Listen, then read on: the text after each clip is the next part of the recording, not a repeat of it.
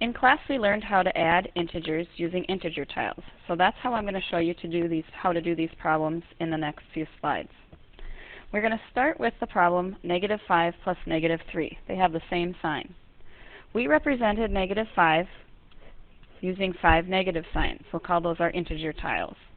And we'd represent -3 using 3 negative signs. Now, if there is one plus and one minus, they cancel each other out and we call it a zero pair.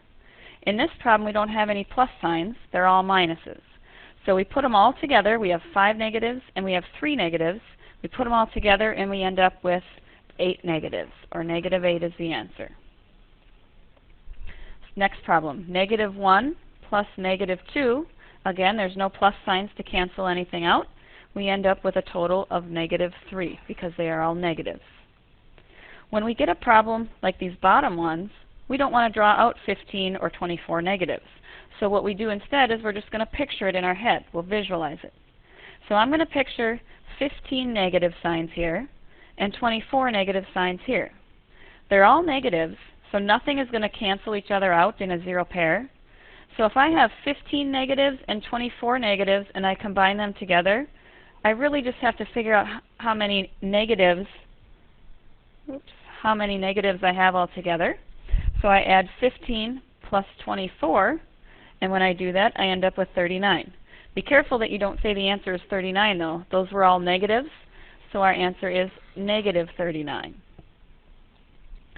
Same thing with this last problem. If I picture 33 negatives and 17 negatives, they're all negatives, so I just have to figure out how many negatives I have altogether. I had 33 and 17. When I add them together, I get 50. So my answer to the problem is -50 because they were all negatives. Now when we add integers that have different signs, we will end up with some of those zero pairs I was referring to. For example, -6 plus 4. So I'm going to show +4 with 4 plus signs since it's a positive 4. Now remember, each one negative can be paired up with one positive. So in this problem, I see 4 negatives can be paired up with 4 positives. They become 0, or we could think of them as going away, and what's left over are these 2 negative signs. So my answer to the problem is -2. -6 plus 4 equals -2. The next problem, 5 plus -1. I'm going to show 5 with 5 plus signs. -1 with 1 negative sign. I've got 1 zero pair, so that goes away or becomes 0. And I'm left with 4 plus signs. So 5 plus -1 equals +4.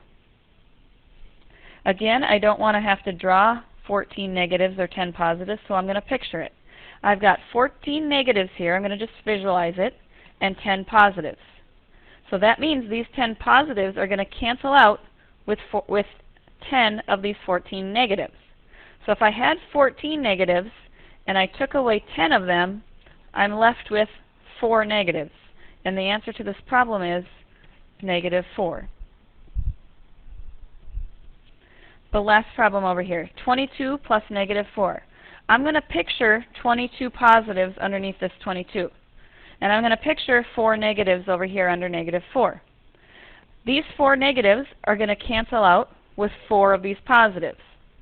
So I had 22 positives, and I canceled out or took away 4 of them, and so I'm left with 18 positives left over. So the answer to the problem is +18. The last thing we talked about with adding integers is when there's 3 or more integers. We talked about 3 different ways in class that you could solve these.